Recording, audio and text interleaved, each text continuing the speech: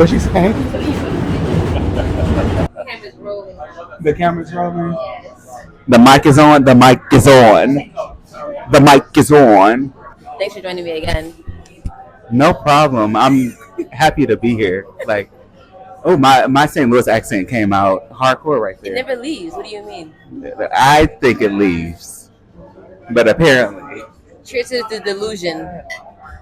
Yes.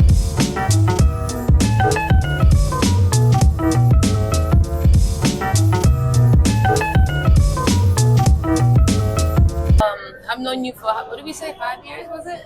Has it been 5 years? It has to. Yeah. I met Tata 5 years ago, 5 or 6 years ago, and shortly after, probably it had to have been at least a year. That, right?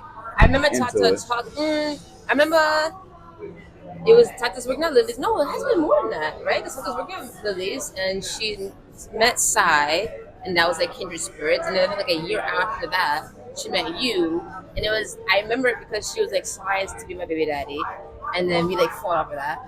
Like, What happened? We like fought over that. I was like, Over what? Sai is my baby daddy. Oh. I want to have Sai's children. Respectfully, you know, like Sai could be single, but like the DNA is fantastic. Right. The DNA is there. Okay. We want this. Lesbian, just trying to like.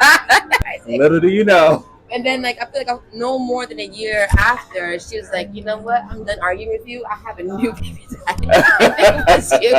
I was like, well, who's he? Who's this person? So if that's the truth, it's actually more like 9 years. But I think our friendship truly blossomed about 4 years ago. Yeah. No, you're right, because you trained me the first year I was there. Oh my You're God. right. Wow. You're right.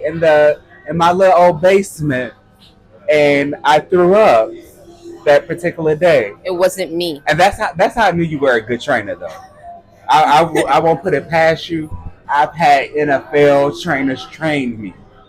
My dad used to play in the NBA, so he had connections with people, and those training sessions never did me in the way yours did. And I was like, oh, she's legit. I need to. Hey there, buddy. Yeah. That's so crazy though, because for me as a trainer, like I don't find value or pride in like getting my clients to a space and throw up. For me, it's like, oh, you missed the cue of like when to stop. So Right. I'm very like in tune. So, but period. But I feel it's so weird though. Like you could be friends with somebody for so long and you don't even realize, like, Yeah. you know. Yeah. Like it doesn't feel like I've been in New York in general. Right. For the amount of time that I have been in New York. Right. And to think about it, and it just even right now to know that I've known you since I've been here, I'm like, damn, I really have a bond with these people. That part. Where it's like, and I'm sorry, I'm getting a little high. I'm not. Sorry. World. It is. Literally a second before they opened, I was like, it's gonna be eggs. Boom, eggs. I was shocked. Eggs. Oh my God. Yeah, eggs are a lot harder than you think. And today, Chef James Brisione from the Institute of Culinary Education will teach you how to turn the humble egg into the perfect French omelet. Really? You sent me those clips of you on the chew. And okay, was that the first round? So no, so the first round technically was the I guess viewers getting the votes. Okay. Who makes it to the actual show. Okay. So my whole thing is that I was in a situation where I was very depressed. I didn't know how I was going to dig myself out of the situation that I was in. And my stepmother sent me audition. She was like, you should do this. Like, this is right up your realm. And I'm thinking to myself, I'm not about to do this. Like, this is not something I'm going to do. I don't feel comfortable. I'm the type of person that always think I need extra training to be able to do something. Mm-hmm. So, but something just like today, I got beside myself and was like, I'm going to just do it. Period. I'm going to just do it.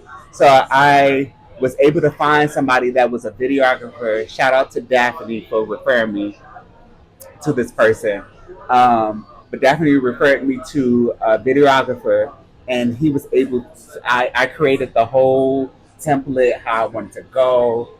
For some reason, when I watch a lot of stuff over and over again, especially documentaries. In that particular case, I watched a lot of cooking shows, so I kind of knew how to set up a scene so that we could get this done very quickly. Right. I had everything prepped, everything ready to go. He filmed it, got the video back, and I was like, "This looks freaking amazing!" Like I didn't think that it was gonna look this good, and then when I put it out there, I was thinking, "Oh, it's not gonna be that many people, Right. that's gonna be gravitating towards what I'm doing right now." So I just put it out there. I was like, maybe I get in like 10th place or something like that. Mind you, we only had a week and a half left of voting in the competition on that particular level.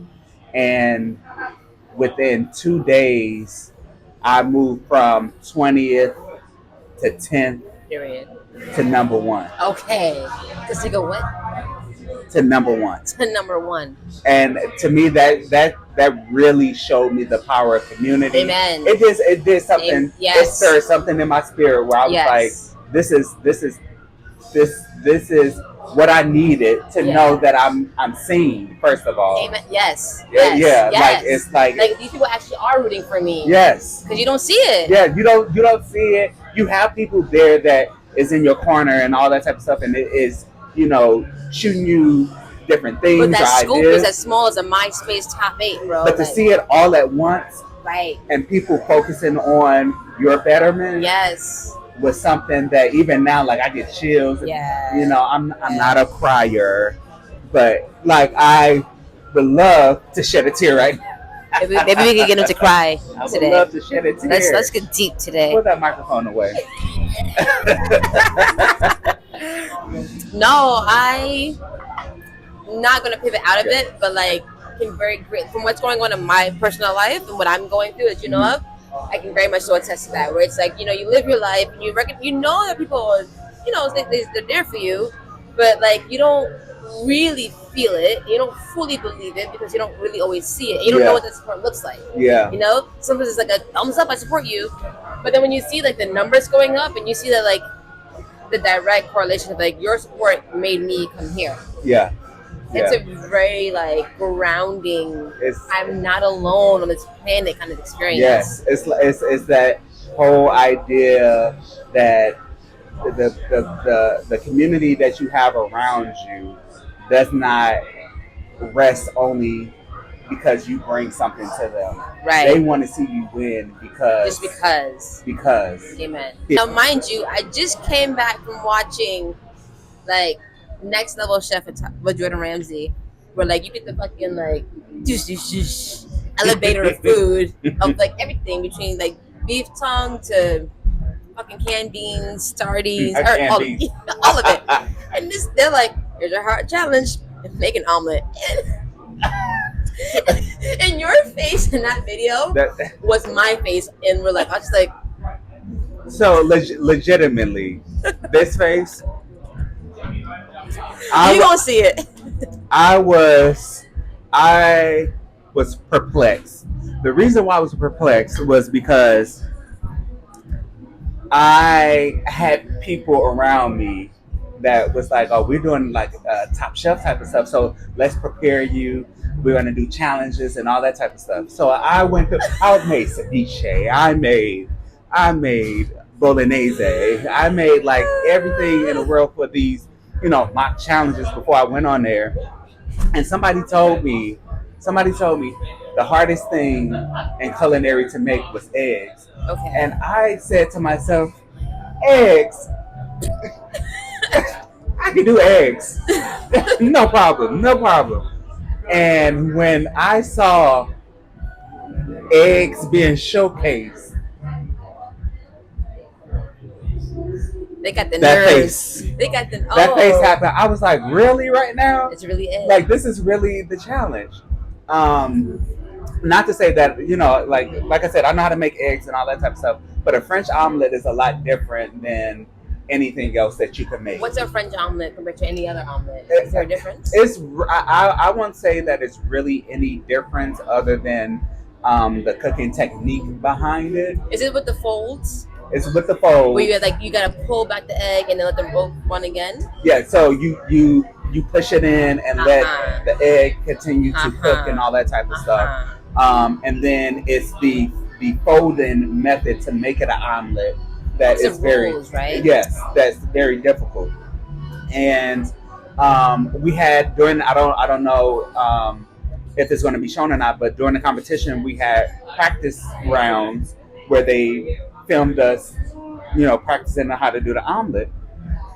And I was pretty decent. Like, I wasn't the best, but I was like, I'm damn sure going to make it to the next round. So, making an omelet, this was the beauty of reality show. And it could be the negative to a lot of people's experience on reality shows.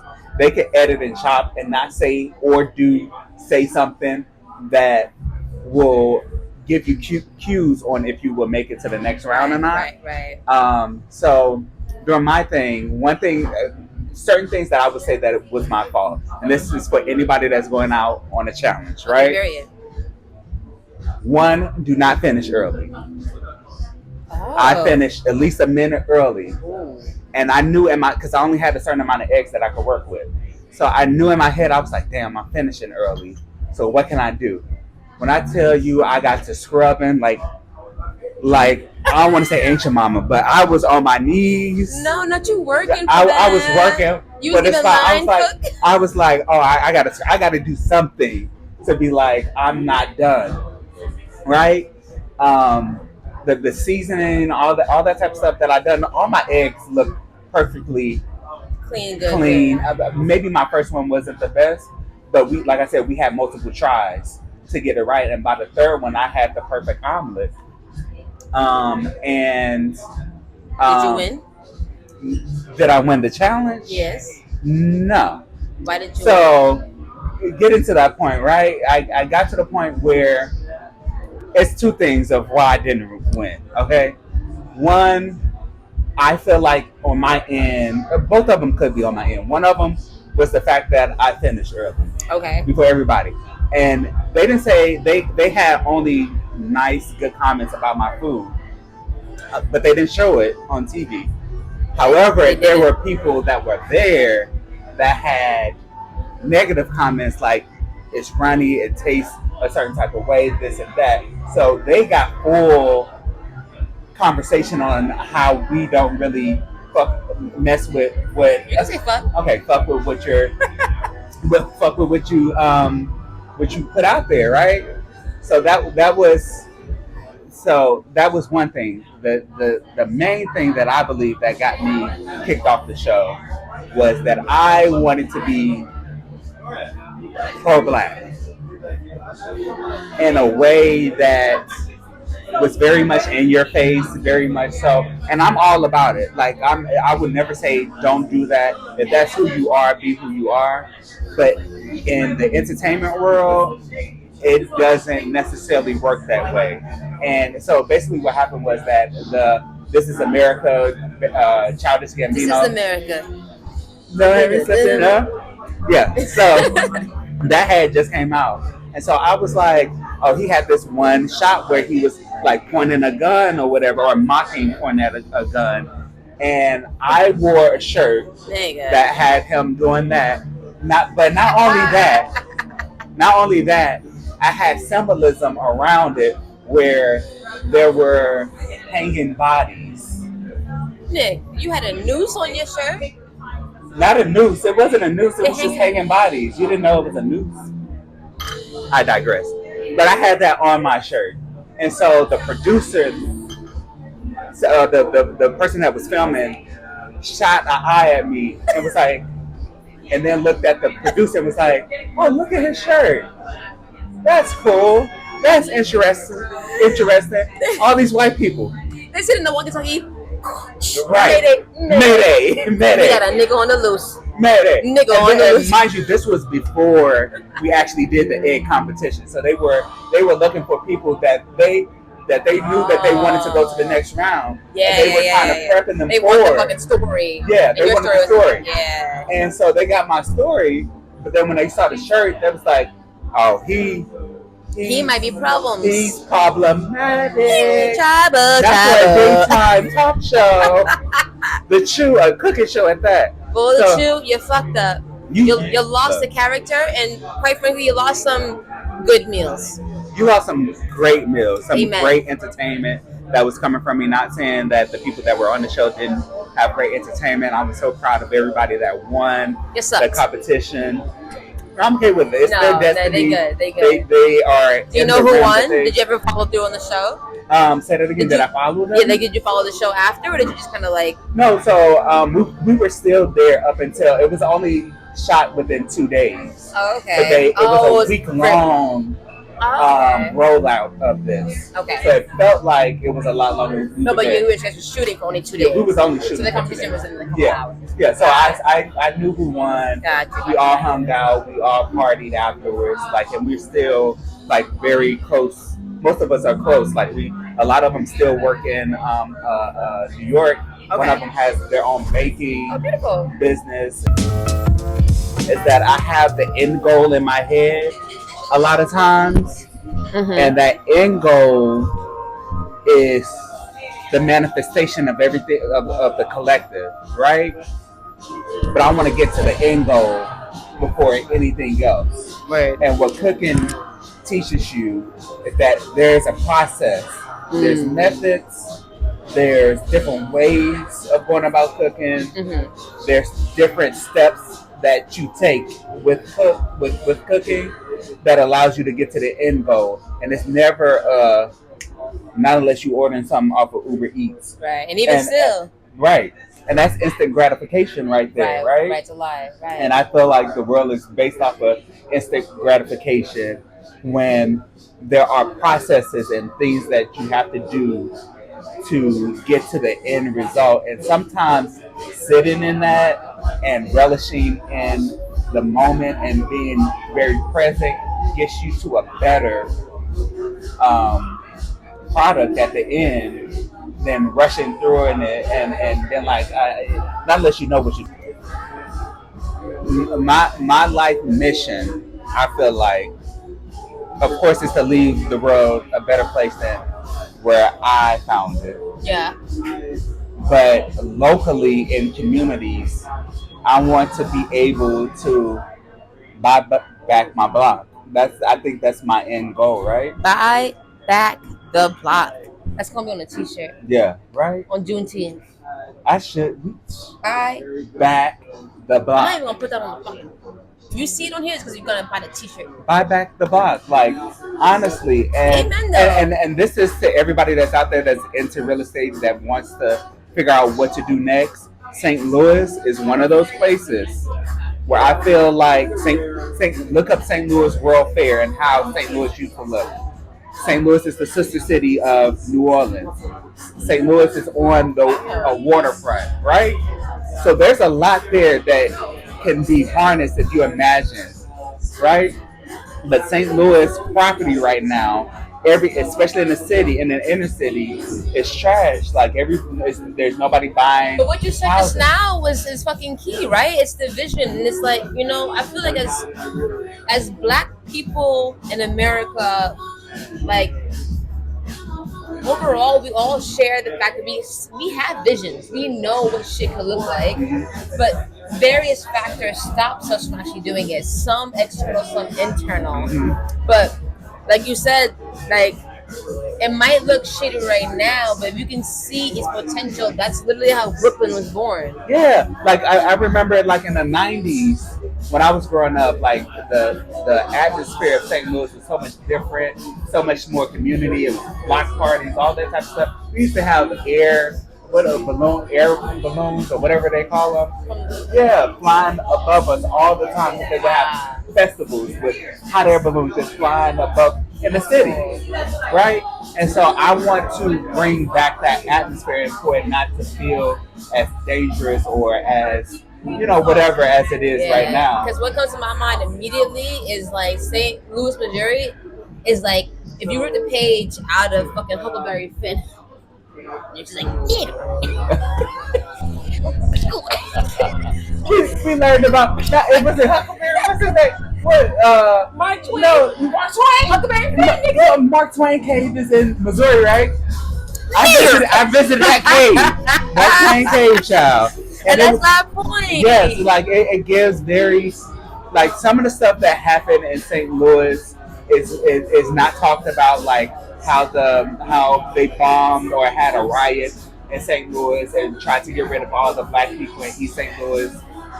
Like it's things like that, and that's because it was a flourishing community of black people. Exactly, yo, It bro. was. I just posted on my gram today because today as in May 31st is the anniversary of Massacre of Tulsa, and I didn't know that. I know all about Tulsa, but you know nothing about it. Yeah. Now you didn't. Yeah. We didn't know it No. when we was in grade school. But Absolutely not.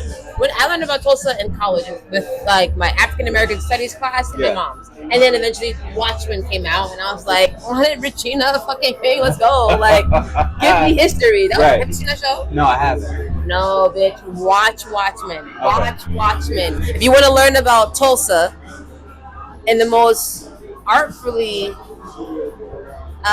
for you whites out there, it's easily digestible.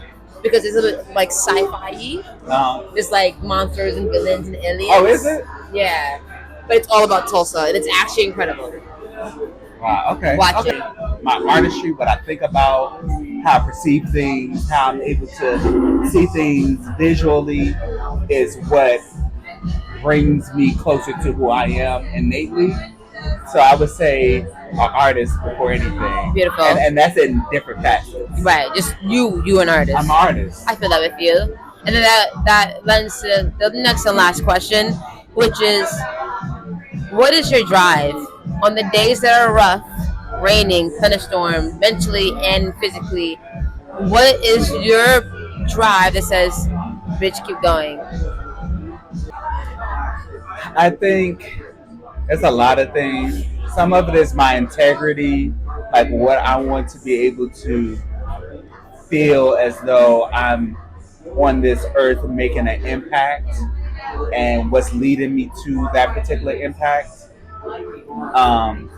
Sometimes it's my mom. Like I would love to get her to a point, and my dad, to a point where they don't have to want anything. Because I know that that's what they wanted for me as well too. So I want to be able to give that back to them. But I think a lot of it, besides all of that, I think it has to do with you personally and the type of person you see yourself to be in years to come. Like if you see yourself in a higher light, and this helped me out through, I don't like to call it depression or whatever like that because I don't like to claim certain things, but that always sees me through being able to know that my mind can shift anything in this world. Word. And it can move mountains. Yeah. If it wanted to. Yeah. You just have to figure out, and I'm not being facetious when I say it can move mountains. I'm telling you what God has put there. If you made in the likeness of God, then you are capable of doing these things. It's just you have to be able to tap into those things in order to see it through and make it happen for yourself and other people. Amen. I may be going through it right now. Right. Nobody would ever know. That's because internally, I'm always like, oh, how was your day today? Amazing. Amen. Amazing. Every day is amazing. Craig, as we discovered, I've known you for about 9-ish years, give or take. Yeah. And in these past 5 years, I've gotten to really know you on a deeper level. Yeah. And from the bottom of my heart, you have yet to cease to amaze me, inspire me, or make me laugh. You're absolutely hilarious. And it's natural because it's just you, which also makes me think you're fucking annoying. But you should see our workout session. This is crazy. This is a beautiful encounter. Typically, it's not. Child. But thank you. Thank you, Nikki. Thank you. I'm so excited to see everything that you will accomplish and achieve. I have no doubts in my mind. You too. Okay, thank you. And yeah, we gonna cut this shit off. We gonna have a good time, get some oysters, get some more drinks on the company dime. Which You know. my dime. You know, I do anything on anybody else. And that's a bottom. Bottomless. A bottom. Cheers. I'm still a Cheers. nigga. Girls weekend. That's it. And we out. That's all right.